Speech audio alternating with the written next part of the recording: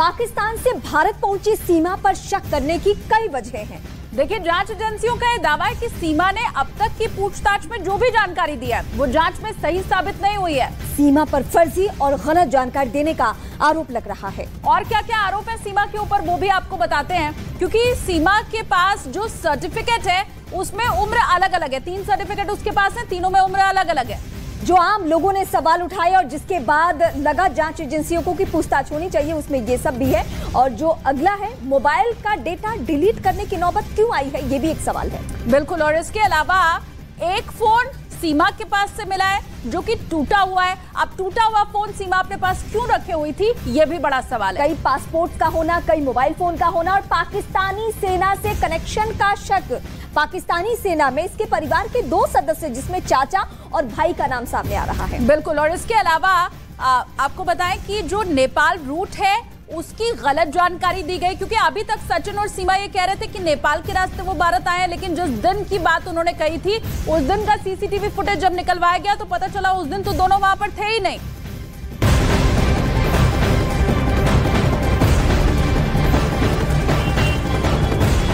बात तो यही है कि सीमा और सचिन जिस तरीके से दावे कर रहे हैं उनके दावे फैक्चुअली मैच नहीं हो रहे हैं, और जब ये दावे फैक्चुअली मैच नहीं होते हैं तभी शक गहराया, और शक के बाद जो जांच है वो शुरू हो गई। जांच और ज्यादा बढ़ती आगे चली गई। जब वो पूरा गांव में हम यहाँ पर कुछ लोग हैं उनसे भी बात करेंगे।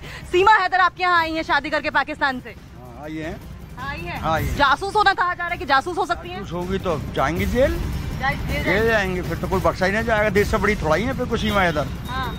देश बड़ा है हमारा, अगर देश को नुकसान होने लगेगा कल को क्या होगा? तो लोग तो कह रहे हैं कि दुश्मन देश से आई है। दुश्मन देश से आई है ही।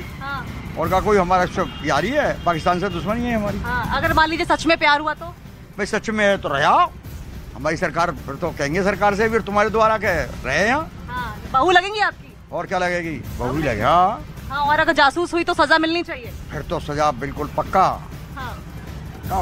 तो देख रहे हैं आप, यहाँ जो गांव वाले हैं उन्हें इस बात को लेकर जरा सी भी सिंपैथी नहीं है कि वो प्यार में है या किसी के प्यार में पड़ के आई है हमारी बहू है। उनका ये कहना है कि अगर वो सच है तो खुशी खुशी हम बहू बनाएंगे उसे, लेकिन अगर वो गलत है, वो जासूस है, तो उसे कड़ी से कड़ी भारत की सरकार जो है वो सजा दे। लेकिन आपको बताएं, शक जिस तरीके से गहराता जा रहा है, ऐसे में 13 मई वो तारीख बताई गई थी सीमा हैदर की ओर से और सचिन की ओर से कि वो नेपाल के रास्ते यहाँ पर आए हैं, यानी कि या तो सुनौली से होकर आए होंगे वो या फिर सीतामढ़ी से होकर आए होंगे वो। लेकिन दोनों ही जगहों पर जब सीसीटीवी खंगाले गए वेरीफाई करने के लिए कि क्या वो वहां पर थे, वहां पर थर्ड नेशन सिटीजन की कोई प्रेजेंस मिली ही नहीं है। और ऐसे में अब सवाल ये उठ रहा है कि क्या वाकई सचिन और सीमा सच बोल रहे थे या गुमराह करने की एक और बड़ी साजिश थी? रिपोर्ट देखिए जरा। रिपोर्ट दिखा रहे हैं हम आपको लगातार, लेकिन एक बार फिर से हम रुक कर लेंगे। हमारे सहयोगी दीपक बिश भी लगातार जुड़े हुए हैं। दीपक, 13 मई की तारीख का जो दावा किया गया था सचिन सीमा की ओर से, वो तो गलत साबित होता हुआ नजर आ रहा है। देखिए बिल्कुल अंकिता, 13 मई को जब उसने ये बताया था कि वो 13 मई को भारत में दाखिल हुई थी और रात को उसने बॉर्डर पार किया था और बस के जरिए वो एक्सप्रेसवे में उतरकर सचिन वहां पर पहले से मौके पर खड़ा था और ऐसे ही। और 13 मई की बात को जो मकान मालिक जिस मकान में सबसे पहले गई थी गिरजेश के, उस मकान मालिक ने भी ये दावा किया है कि 13 मई की सुबह वो यहाँ पहुंची है। लेकिन जो एजेंसियां हैं उनको कोई ऐसा फुटेज नहीं मिल पाया है 13 मई का रास्ते में जहां बॉर्डर पार करी या उस जगह की जो छानबीन की जा रही है। तो कहीं ना कहीं जो उसने डेट बताई है उसमें भी कहीं ना कहीं कोई ना कोई छुपाया जाना यहाँ पर जरूरी समझा है। और इसी वजह से सीमा हैदर जो भी सवाल किए जा रहे हैं उनको कहीं ना कहीं से वो अपनी मर्जी से सवालों का जवाब दे रही है और बेबाक जवाब उसने पहले भी मीडिया के सामने दिया था और उसके बाद अभी भी एजेंसियों को उसी तरह से जवाब दे रही है। और साथ ही उसने पासपोर्ट कब बनवाए, किसके मार्फत बनवाए, इसकी जानकारी भी अभी तक उसे एजेंसियों को नहीं दे पाई है। और यही वजह है कि उससे सारे फाइनेंशियल जितने उसके अब तक का लेखा जोखा था, चाहे वो सचिन से पैसा लेन देन था या फिर उसने किसी के खाते में जमा करवाए या सचिन के खाते में कहीं से बाहर की रकम आई है, ये भी अब जांच के लिए एटीएस की टीमें शुरू हो चुकी है, इसकी जांच भी की जा रही है। जी बिल्कुल, और एटीएस इसलिए भी और ज्यादा चौकन्ना हो गई है क्योंकि उसके पास तमाम तरह के फोन पाए गए हैं, कई जनपत्नियां पाई गई हैं, इतने सारे पासपोर्ट की उसको क्या जरूरत पड़ गई, जबकि शख्स एक है और जनपत्नियां 4-4 हैं। ये तमाम वो पहलू हैं जिन पर एटीएस का फोकस रहा और इसी को लेकर लगभग 2 दिनों में 15 घंटे तक लगातार सचिन और सीमा से पूछताछ की गई। लेकिन जो सीमा की ओर से रटाया जवाब बार बार दिया जा रहा था प्यार मोहब्बत का, वो दरअसल एटीएस और जांच एजेंसियों के गले उतरता हुआ दिखाई नहीं दे रहा है। और यही वजह है कि आज भी हो सकता है कि एटीएस उनसे पूछताछ करे और ये पूछताछ आगे भी बढ़ सकती है। आपको बताएं कि लगातार सीमा की ओर से तमाम तरह के दावे किए जा रहे हैं। वो दावे कितने सही हैं, कितने गलत हैं, इस बात को लेकर जांच एजेंसियां अपना जो काम है, अपनी इन्वेस्टिगेशन है, उसे आगे बढ़ा रही हैं। लेकिन अब जानकारी निकलकर यह भी सामने आ रही है कि हो सकता है जांच एजेंसियों को नेपाल भी आगे की इन्वेस्टिगेशन के लिए भेजा जाए।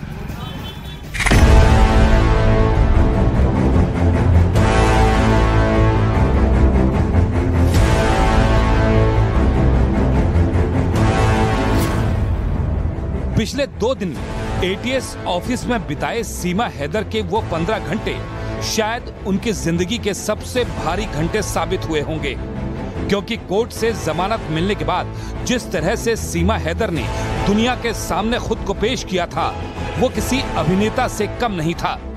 सरहद की सीढ़ियों को लांघकर भारत की जमीन तक पहुंचने में शायद सीमा को उतने सवालों का सामना नहीं करना पड़ा हो जितने इन 15 घंटों में एटीएस अधिकारियों ने उनसे किए।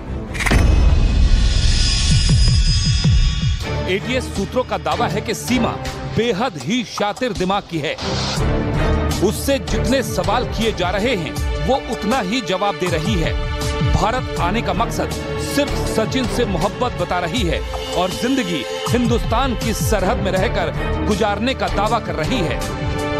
3-4 चीजें अहम यहाँ पर जानकारियां मिली है कि सीमा के सोशल मीडिया अकाउंट से और मोबाइल से डेटा डिलीट किए गए थे।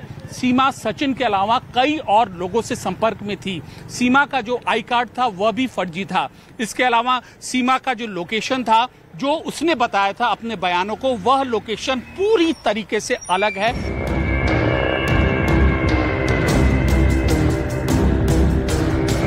सीमा के पाकिस्तान से दुबई जाने, दुबई से नेपाल जाने और फिर नेपाल से भारत के सरहद में घुसने तक के रोड मैप को एटीएस अधिकारी सीमा के मुंह से सुनना चाहते हैं। इसलिए सीमा की जितनी बार एटीएस के सामने हाजिरी लग रही है, उतनी बार वही सवाल दोहराए जा रहे हैं और सीमा के दोनों सवालों के बीच असमानता ढूंढी जा रही है। सीमा को लेकर कई सवाल संदेह पैदा करने वाले हैं, जिनका जवाब तलाशना जरूरी है। सवाल, सीमा ने चैट क्यों डिलीट की? सीमा ने सचिन की मोहब्बत में सरहद पार की, भारत के लोगों के साथ घुल मिल जाने के लिए हिंदी सीखी, परिवार के करीब आने के लिए उनकी दिन रात खिदमत की। ये समझ आता है, लेकिन सवाल है क्या आखिर पाकिस्तान से आते ही उसने अपनी चैट क्यों डिलीट कर दी? पुराने मैसेज क्यों डिलीट कर दिए?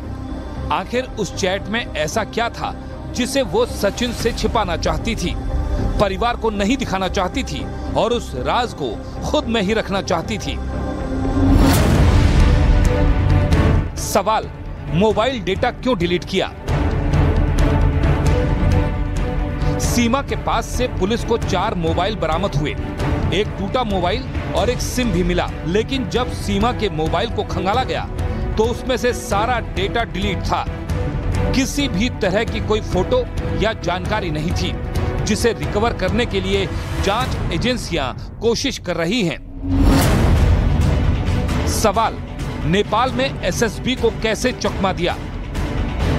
भारत नेपाल की सरहद पर सशस्त्र सुरक्षा बल की टुकड़ी तैनात है, जो हर आने जाने वालों पर नजर रखती है। ऐसे में सवाल है कि आखिर सीमा हैदर एसएसबी को चकमा देकर हिंदुस्तान की सरहद में कैसे दाखिल हो गई? कहीं ऐसा तो नहीं कि किसी तीसरे की मदद से सीमा को सरहद पार कराई गई हो? सवाल, सीमा का दुबई कनेक्शन। भारत आने से पहले सीमा हैदर ने पाकिस्तान से दुबई जाने की बात कही है।